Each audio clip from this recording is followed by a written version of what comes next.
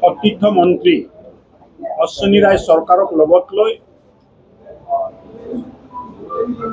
Dhubri Gauripur development অথৰিটিৰ নতুনকৈ নিৰ্মাণ হোৱা বিল্ডিঙৰ শুভাৰম্ভ হ'ল আৰু মই ভাবোঁ যে এই কাৰ্যালয়ৰ পৰা ধুবুৰী গৌৰীপুৰ ডেভেলপমেণ্ট অথৰিটিয়ে অঞ্চলৰ আৰ্বান প্লেনিঙৰ কাম আৰু আৰ্বান প্লেনিঙৰ মতে মাষ্টাৰ প্লান মতে ডেভেলপমেণ্ট তাৰ ওপৰত গুৰুত্ব দি এই অঞ্চলৰ নগৰীয়া উন্নয়ন যিটো আছে তাৰ ওপৰত গুৰুত্ব দিব আৰু লগতে অভিভাৱক মন্ত্ৰী হিচাপে মই বিচাৰিছোঁ যে মাষ্টাৰ প্লান মতে য'ত জলাশয় আছে, পানী যোৱা বাট আছে,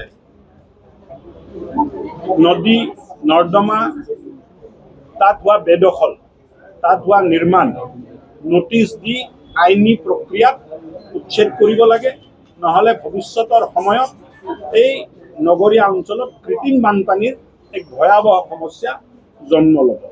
সেইকাৰণে মাষ্টাৰ প্লান মতে ডেভেলপমেণ্ট, নিজৰ খুচীমতে য'ত ত'ত যি বনাব, নদীত মানে পানী যোৱা বাট বন্ধ কৰিব, নদীত বন্ধ কৰিব, এইবিলাক কাম বন্ধ হ'ব লাগে, তেতিয়াহে নগৰ উন্নয়ন ভালকৈ হ'ব পাৰে আৰু এই কাৰ্যালয়ৰ পৰা এইখিনি কামক গুৰুত্ব দিয়া হ'ব বুলি মই আশা কৰোঁ। ডেভেলপমেণ্ট অথৰিটিয়ে চেক কৰিব, মই নেক্সট যেতিয়া আহিম য'ত য'ত আছে আপোনালোকে লিষ্ট এখন কৰি দিয়ক, মই গোটেইটো তদন্ত কৰাই দিম আৰু য'ত য'ত দেখিম যে মানে বেআইনীভাৱে ঘৰ বনাইছে, মাটি বেদখল কৰিছে, চব উচ্ছেদ হৈ যাব। চিম্পল, বহুত টেনশ্যন কৰিব লগা একো নাই। 98ত হৈ গ'ল বুলি এতিয়া 26ত ঘূৰাই ল'ব নোৱাৰোঁ তেনেকুৱা নহয়। হিমন্ত বিশ্ব চৰকাৰত প্ৰত্যেকটো বেআইনী কামৰ ওপৰত আমাৰ নজৰ আছে আৰু প্ৰত্যেকটো বেআইনী কামক আইনগত প্ৰক্ৰিয়াত আমি নিষ্পত্তি অফিচত ৰিভিউ আছে, তাৰ ওপৰত ডিটেইল ইনকুৱাৰী এটা দিম।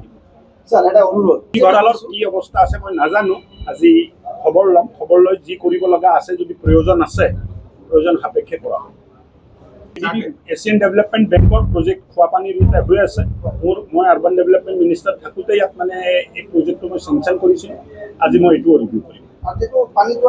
এইটো আকাৰে বিষয়বিলাক দি দিয়ক, চব কথা প্ৰেছত ক'লেতো মানে এইটো প্ৰেছ কনফাৰেন্সত মানে কি প্ৰেছৰ বিষয় নহয়, কিন্তু ৰাইজ হিচাপে যি আছে লিখিত দি দিয়ক, মই চব নিষ্পত্তি কৰিম, চিন্তা কৰিব নালাগে।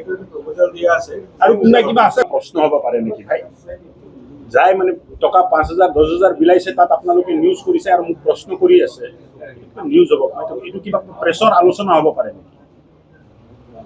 25 দিন হৈ গ'ল, যায় নাযায় তেখেতৰ সমষ্টি, ৰাইজে বিচাৰ কৰিব তাৰ ওপৰত মোৰ ক'ব লগা কি আছে, তেখেত সাংসদ নহয় জানো, তাত ৰাইজে বিচাৰ কৰিব। যিকোনো খবৰৰ বাবে যোগাযোগ কৰক 9181 307 221 আমাৰ এই নম্বৰত।